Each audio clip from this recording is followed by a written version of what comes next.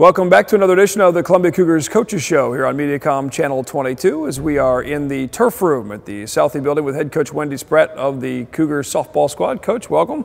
Thank you. Thanks for having me here to your place. We did it with Bob Burchard, came over to Southwell Complex, kind of got a little tour of the facilities, and this is the other side of the workout facility, and you guys spend more time in here probably than any of the other teams. Soccer probably gets some workout in here, but with the field and the conditions, this is your home away from home out of the infield. It is, and we spent way too much time here this spring as the weather was so bad. Winter, January, February, we were in here for about 7 or 8 weeks. So. Oh, when you talk through, and again, I've made a lot of this, but when your first games are the first time you get actual infield, actually playing on dirt for the first time in game setting, it's amazing how much you guys can do in a limited amount of space in the turf room here. But again, the batting cage can come out so you can work on hitting inside here, fielding, so on and so forth. You can really do it all right here in this small area. We can. It takes a little bit of structure, but we get it done. A little team organization out here as far as in the turf room is concerned. And then obviously the outside when the weather is nice and can work on that way.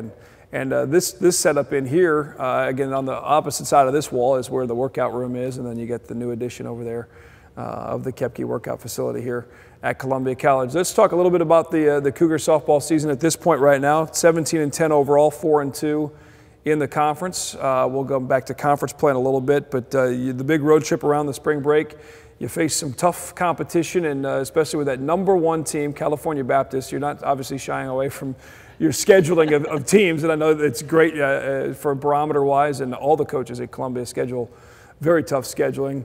Take us through a little bit about that doubleheader against the #1 team, California Baptist. Well, we schedule the #1 teams. We've played 1, 2, 4, 6, and we'll play 6 and 8 again. Yeah. Because we want the girls to know they can compete at a national level. We want to win a national championship. So when we're losing one-run ball games to those teams, they see that they're not as good as maybe they thought they were. Right. So they can compete.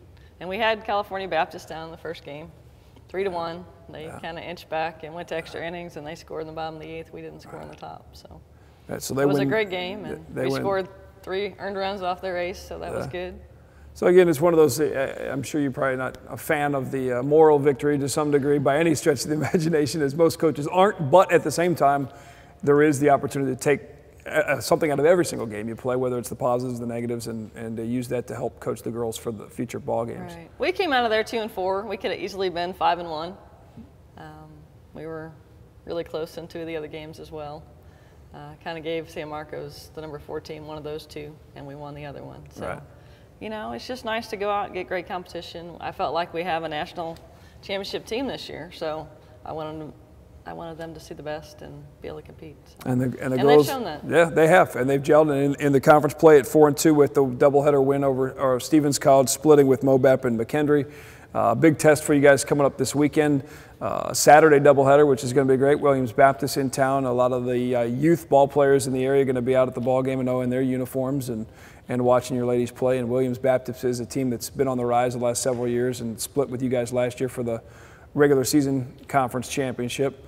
Talk about what they're bringing to Columbia this weekend. You know, I got to go see them play against William Woods. William Woods beat them the first game that I saw. I think they're a very good team. They really rely a lot on their pitching.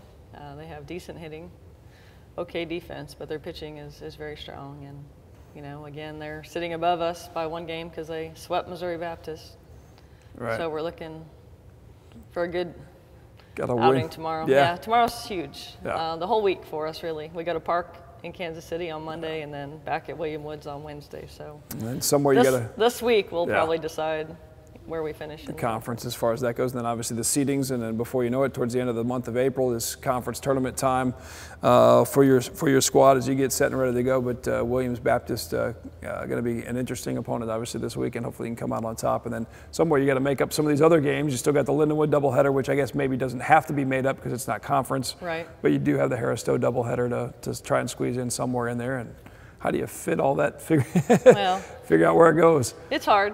Yeah. When it gets compressed at the end of the year. Sure. And you know, could be a possibility of rain on Monday, so we're looking at another one to squeeze in as well. So hopefully we get them in. Yeah, and actually this year the basketball team got a dose of that with the snow out games where they're working, and all of a sudden you got a week with 3 games in there. So coming up, we're going to head outside a little bit, give you a little closer look at the actual softball field.